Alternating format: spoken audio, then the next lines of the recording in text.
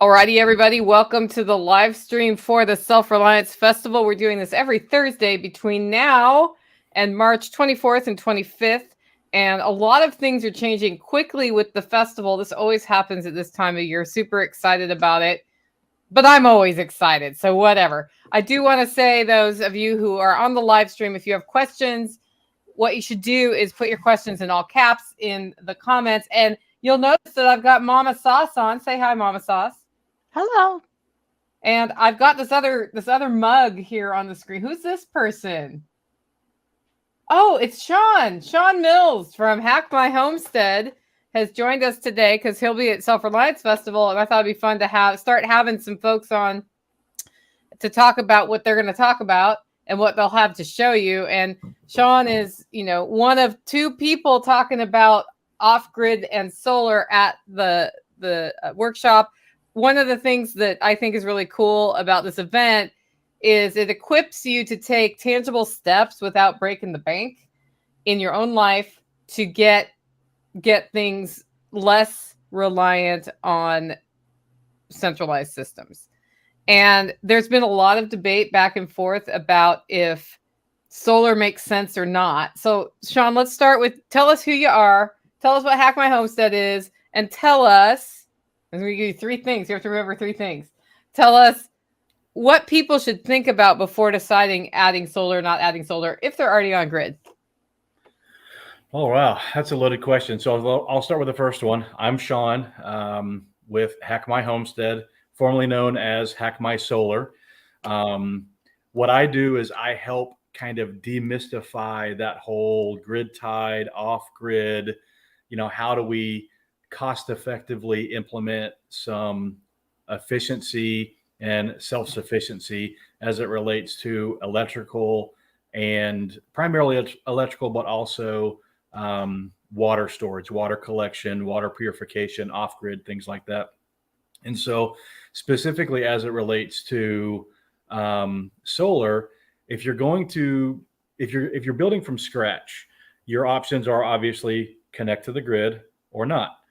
Well, if you connect to the grid, there's a pretty large set of rules that you have to follow.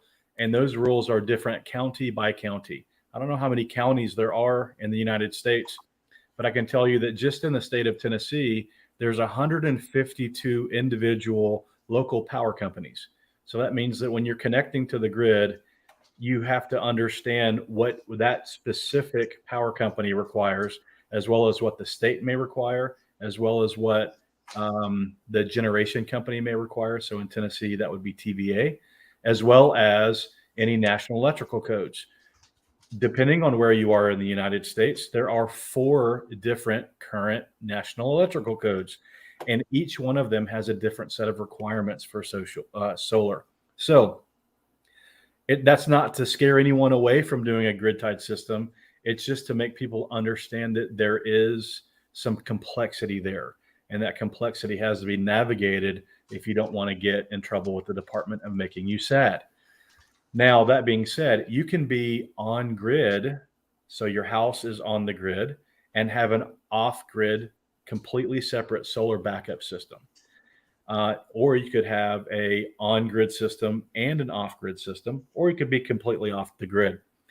One of the things that I would say in the last 18 months, a lot of folks have reached out about is, I don't want to take my house off the grid, but if the power goes out, if there's a storm, if there's a tree that falls, if I forgot to pay the bill for 6 months, whatever it might be, I would like to continue to have access to energy without having to crank a generator.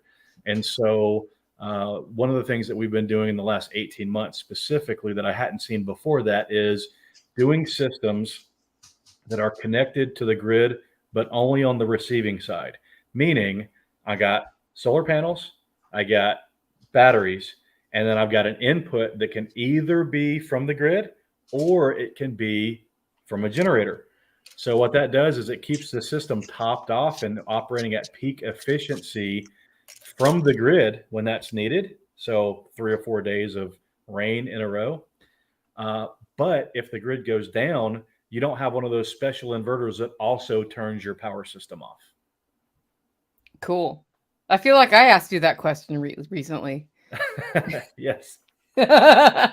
It's funny because up until about 3-4 years ago, I guess 2019, up until 2019, storage was really the limiting factor. It was Yeah. so expensive to store.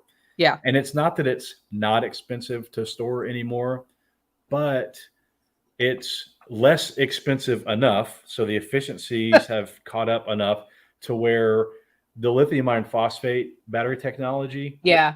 is kind of the way to go. And that's more efficiently charged and more efficiently discharged, which means that for a quote unquote smaller battery bank, I can get similar performance to a larger, what in 2018 might have been 20 or 30 flooded lead acid batteries. So that's been Yeah. the difference in the last few years. Yeah, I think that's really cool. Plus, so you've been out on the Freedom Cell networks in our area saying, "Hey, let's do a shared buy and get panels." Like, talk to us about what you're finding in the solar panel world, and like, you're going to bring some to Self Reliance Festival, right? Absolutely, absolutely. So one of the things I'm going to be talking about at the Self Reliance Festival is how effective is a used panel. So everyone always prices their panels in price per watt, and specifically price per watt times what we call the nameplate capacity. So if I call a panel a 300-watt panel and it costs 25 cents a watt, then that panel is going to cost $75, right? So that's kind of how that math works. So people say, well, hold on. If I'm getting a used panel, I'm not really getting a 300-watt panel anymore, am I? And the answer is no, you're not. However, you might be getting a 270-watt panel. And so getting a 270-watt panel for $75 absolutely makes sense from a cost standpoint. So I'm not going to do the math. I got a whiteboard over there, but I'm not going to go to it. But just Yeah. in general, if I were to walk up to you and say, I'm going to give you a panel that's going to generate 270 watts and it costs $75, well, that's a no-brainer. Yeah. The cost there makes it to where people that might not otherwise consider doing a solar system, they can. So a big part of what I'm talking about at SRF is here's what a 10-year-old panel will do. I will bring a 10-year-old panel. I will bring a 7-year-old panel. I might be able to get my hands on a 5-year-old panel. Yeah. And we'll actually put it in the sun, assuming that there is sun. I've got the order in, but we'll see We'll if I put get it in the delivery. cloud. Oh, that's a different we can thing. absolutely put it in the cloud and say, hey, it's 9 o'clock in the morning on a cloudy day. Here's what this panel is generating. We'll put it on a multimeter. Yeah. And so going on to cost. So for the longest time, $1 a watt was kind of the sweet spot where if you could get under $1 a watt, you really did something, right? Well, now you can buy panels all day long at about 50 cents a watt. And now sometimes you have to buy in quantity to make the shipping cost make sense. Yeah. But you can get panels all day for 50 cents a watt.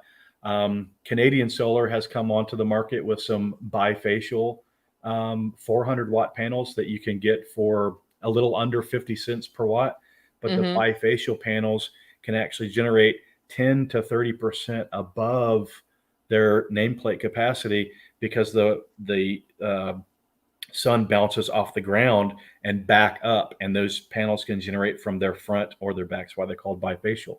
So if you take a panel that costs, let's just say $200, and it's rated for 400 watts, but it's generating 480, again, now we're talking about real efficiency. So those are new prices. For used prices, we're seeing 22, 23 cents a watt. For some of the older, like 250 watt and below panels, we're actually seeing in the teens of cents. Now, the problem with those is that they're obviously not very efficient compared to the newer panels. So you need a big footprint to use those. So, that's something to consider. If I have a roof, if I'm limited to roof and I've got, this much room, and then over there it's shade and over there is a chimney, right? I've got this much roof. I might say, I need to go with those 50 cent per watt panels so that I can maximize the generation. But if I've got a half-acre field that I could just put a bunch of 275 watt panels in and fill it up at 23 cents a watt, well, now I can start talking about an array that's big enough to do everything that I need it to do for my house. Yeah, that's really cool. And people are all over those used panels. I noticed on when you've been asking them. So, guys, if you're just now hearing about the used panels, how do they get into this loop with you? Do they come to Self Reliance Festival, or what do they do?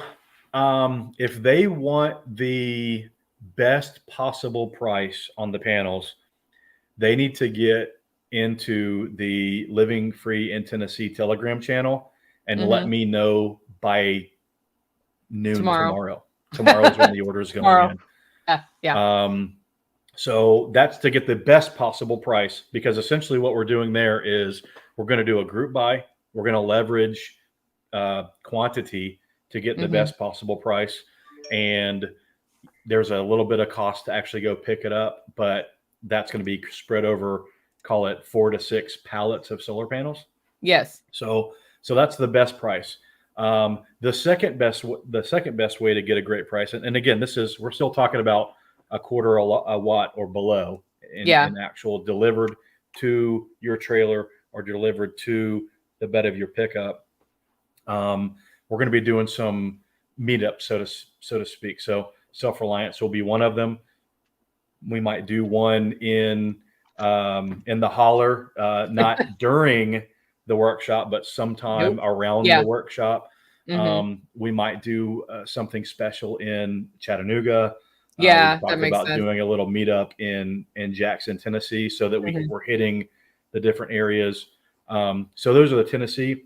I actually live outside of Birmingham, Alabama right now. And so we've got the Northern Alabama Freedom Cell that's also involved with this, and the Central Alabama Freedom Cell.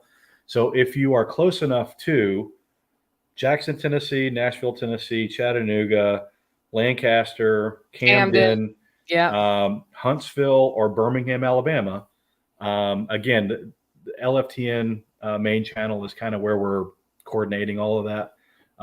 They could also email me if they like, hackmysolar@gmail.com. I'll put that in the comments. But it's nice to have it in Telegram. That way I'm not taking 20 separate emails and trying to figure out, okay, here's all the people that want to meet in Chattanooga, and making sure that I get everyone covered. And Maybe we should talk after this about a form. They'll put it in a spreadsheet for you and make your life easier.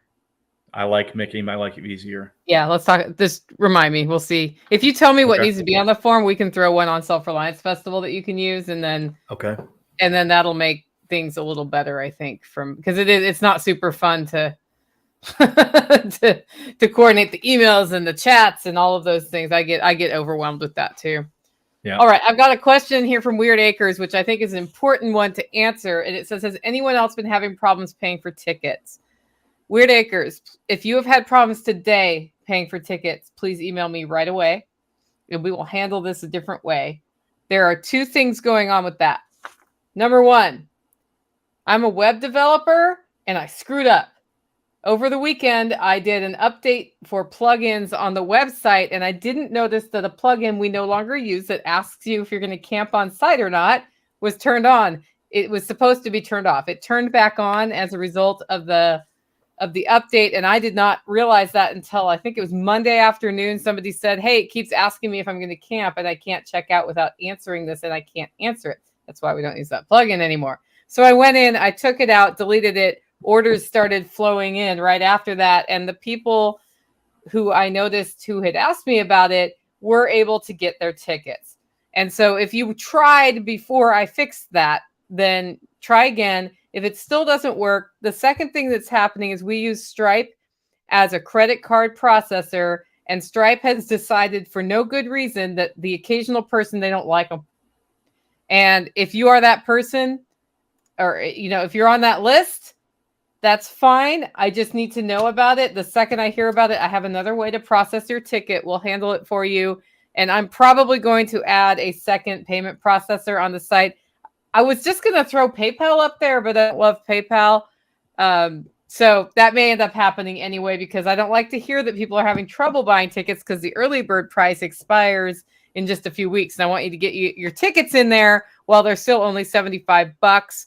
Also, the responder training course that we have with Bear that's coming on, that first course is almost full. So from 8 to noon, that is the Responder 1 training.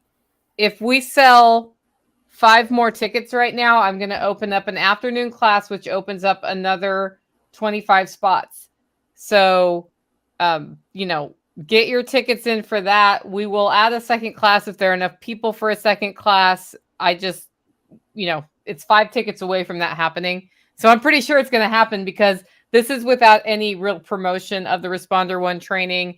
And that's an emergency medical training course. Bear will be there. And that's what I wanted to say about that. Second question is, what is Mama Sauce going to be teaching at the festival? As of this moment, I'm not going to be teaching anything. Mama Sauce is going to be running the festival, not teaching. She will, certainly if you walk up to her with knitting needles and some yarn, I bet she'd be willing to teach you how to knit. Oh, anytime someone shows up, we'll make a time for knitting.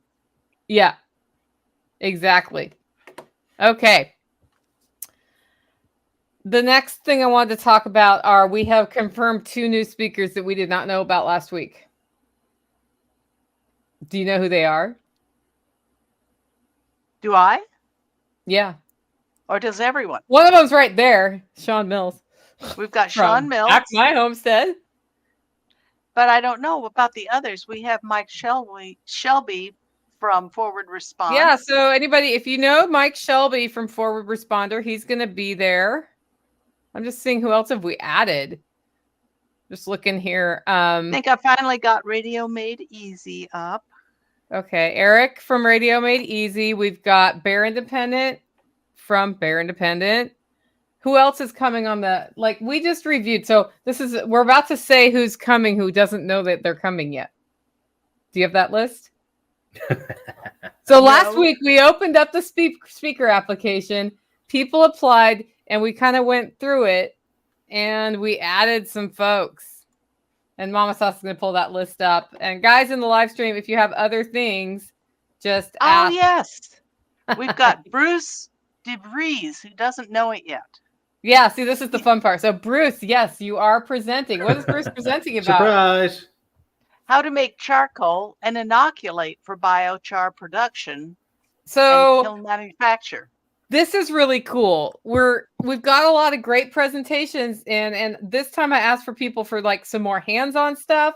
And I've been hearing a lot about biochar lately and how it helps improve your soil and it does all these marvelous things. And then immediately Bruce comes in with an application related to that topic. So I'm excited about that one. That'll pair well with Eric's Porterhouse's presentation on backyard soil building. So that'll be cool. What else we got, Mama Sauce? Chuck Peoples is coming back with the Medical Treatment Center and teaching. And Awesome. Jason Routfort is coming back with distilling for fuel. Distilling for fuel is why is that so important as a skill on a homestead, do you guys think? Or for prepping? Don't ask me. Nobody knows why? Sean, if you get thirsty, it can fuel you up.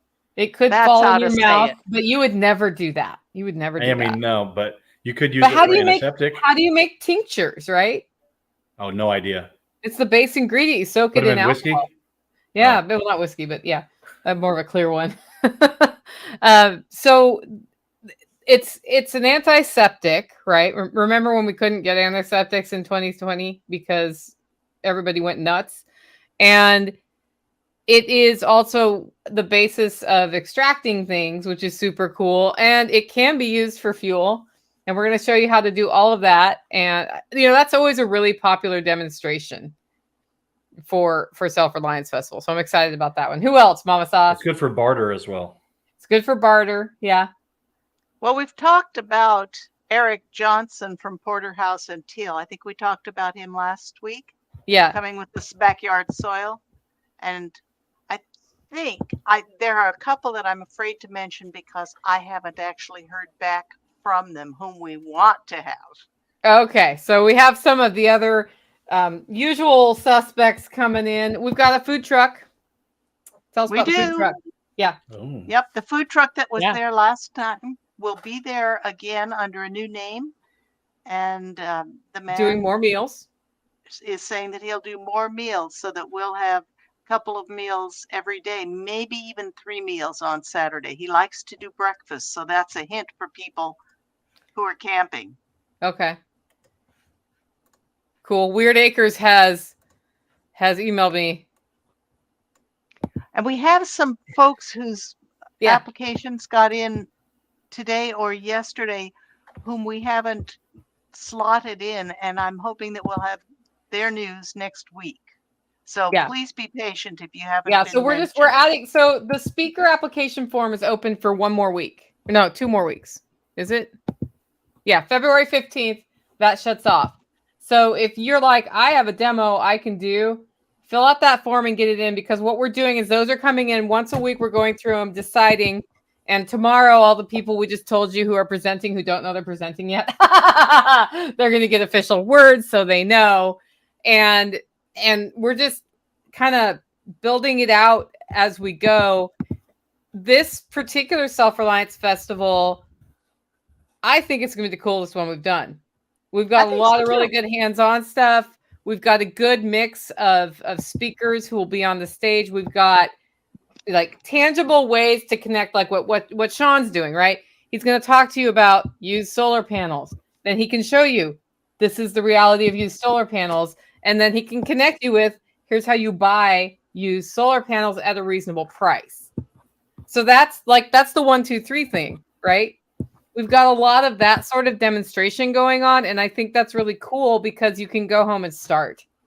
And one of the big goals that we have is that folks can go to Self Reliance Festival, go home, and start. Otherwise, it's just self-reliance observation, and that's not helpful at all. Right? And along that same line, if I could say something, I have a pitch. That Your mic just stopped working, so I think you're no longer Bluetoothing. Yeah. Huh.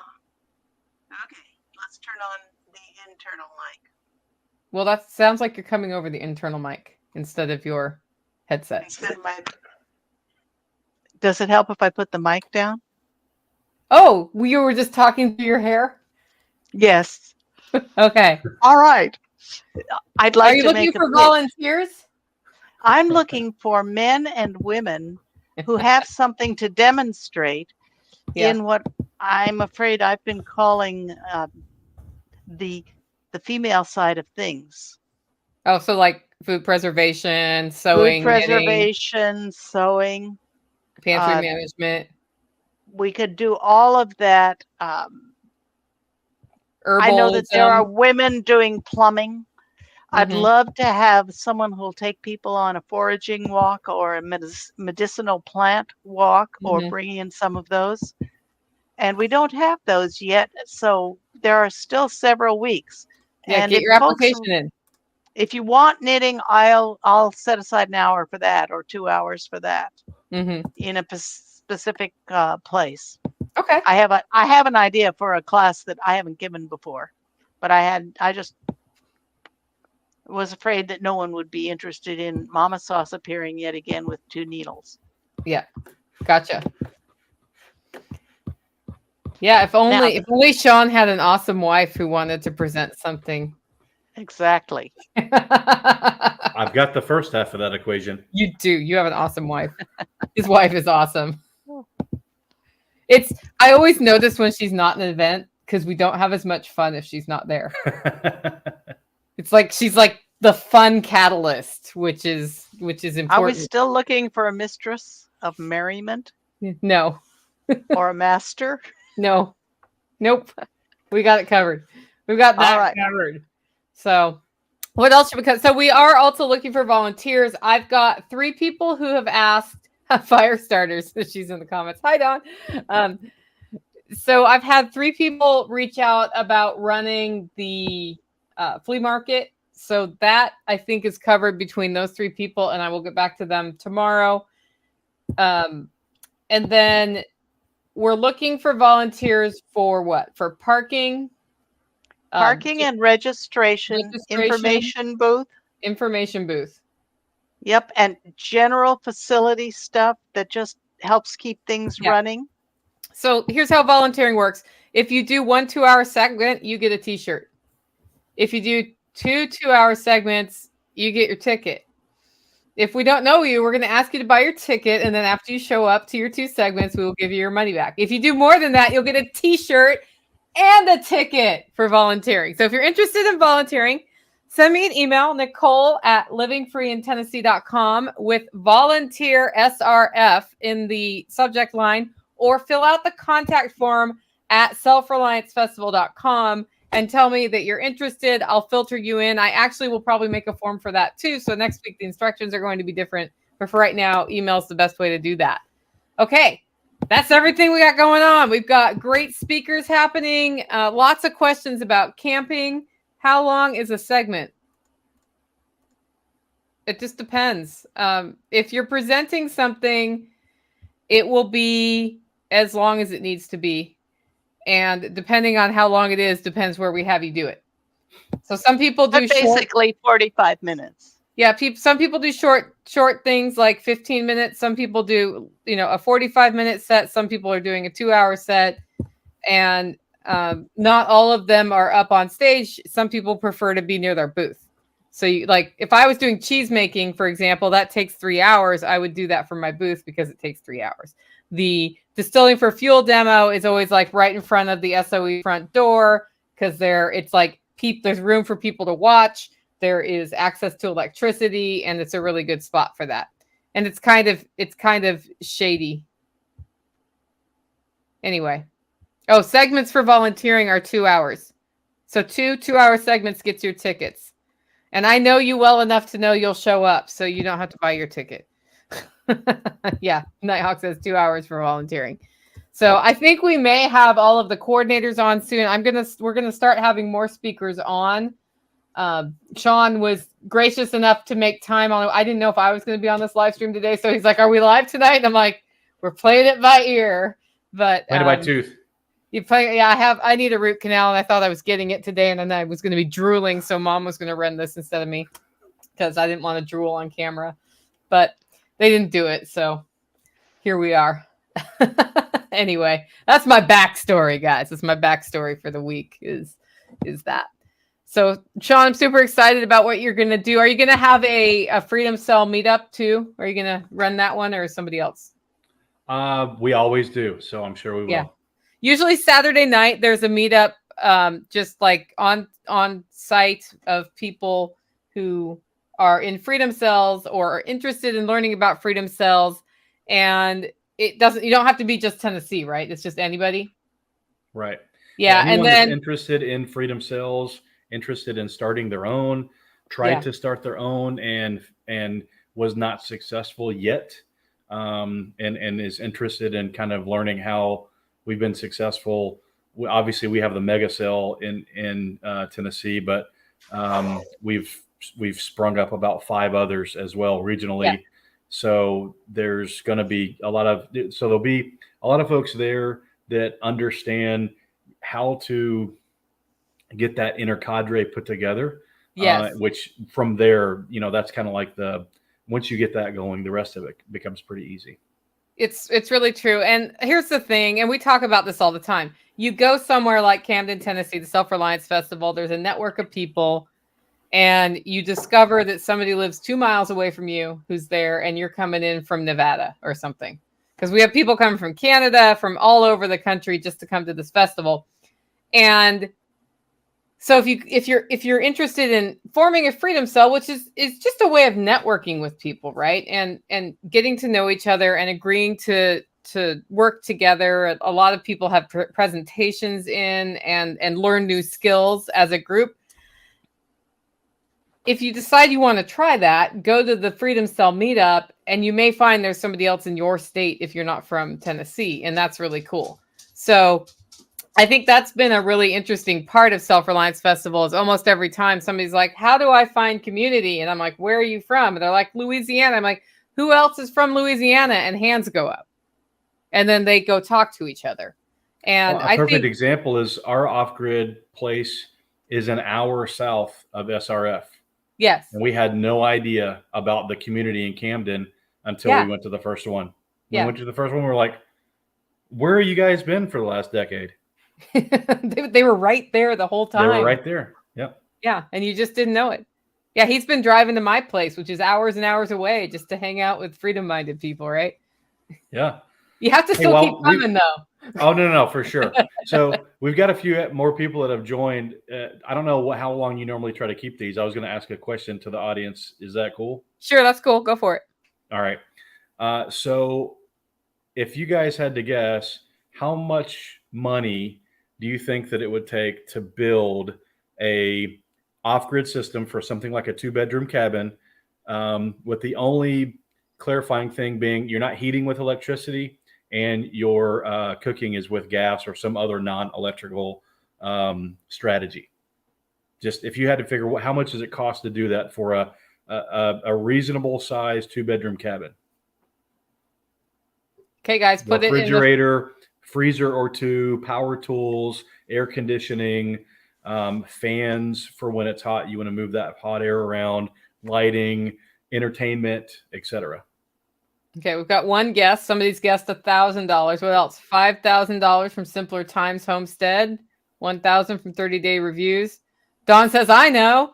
Oh, now we got 1 to 3,000 from 30 Day Reviews. 50,000 from Evan Dixon. $499.95 from Pippin I love Eyes. that. $75 from Luddy Lou. Pippin Eyes like, I'm not going to go over. Yeah. No one said 500 yet. Yeah. So 23,000 Kentucky Sustainable Living. So the reality is that you can very easily do a system for about 5,000. The system that we put in where we lived off grid for multiple years was about 8,000, and that was in 2012 prices. Mm-hmm. So today I can put a system in for less than $5,000 that has twice the generation and the same amount of storage at better efficiency than the system that our family of four lived at for. I mean, that was the initial system we put in lasted for 7 years before the batteries kind of died on us. Yeah. So yeah, there you go. $49.99.95. Exactly. Yeah. Yep. And that's in most of the United States. You're going to have some areas where you just don't get good sun. And in some of those areas, wind might be a strategy for you, or micro hydro. That also, that being said, most of the areas that get that low sun exposure, you typically don't have the cooling costs, whether that be cooling people or cooling food, which is the majority of most people's electrical use. Cooling food, people, cooling food. If you're on the grid, it's heating people and it's eating. Yes, you will definitely. Luddy is calling shenanigans on you. Yeah. What happens if you call shenanigans and you're wrong? Isn't there like a penalty? That's a good question, because I've seen the spreadsheet. I happen to know somebody with a 2-bedroom cabin who's about to pull it off grid. And that's with water supply to 2 houses and animals. Yeah, that's running a well house. Yeah. Wouldn't know where that is or when that build is, but all of that math will be covered at SRF, and I will have I'll have a worksheet with links with some things where you can easily plug in like what your monthly power bill is, and your location, and figure out what it would take for you to do that. So I can hand that to you. You can put it on any device that you might have, and take it with you. So it's basically the thing that I start with when I'm doing a design for someone. I'll give that to anybody that's interested in doing it. What I do is not magic. It's just that I do it. And a lot of people are interested in doing it, and they want someone else to kind of do it for them and help them walk them through the process. Yeah. That's the majority of what I'm doing on the consulting side. Well, yeah, because when you start trying to self-teach on how to do the solar installs and all of that, it starts getting really confusing when you read online. And I think some people make it more complicated than it needs to be. You're really good at simplifying it down to like, this is what you need to know. And you make analogies or metaphors so that I can relate. Oh, that's like this other thing that I already know something about. So that works really well. Rain country's like, we have solar, put a good amount into it, but we get very little sun here. I can tell by your name because you're in rain country. That's a good name. Don Mill says 100 witchcraft. 120 inches of rainfall. Wow. That sounds like the Pacific Northwest right there. I feel it. I'm feeling pain that made me move out of the Pacific Northwest right now, right here. Right about Nicole, I now have a in the word for winter, you'd be couch just be daddy. like, is the sun ever coming back? What, Lonnie? I have a word for couch. Is it couch daddy who wondered will he hear about a presenter application? Yes, within the next few days.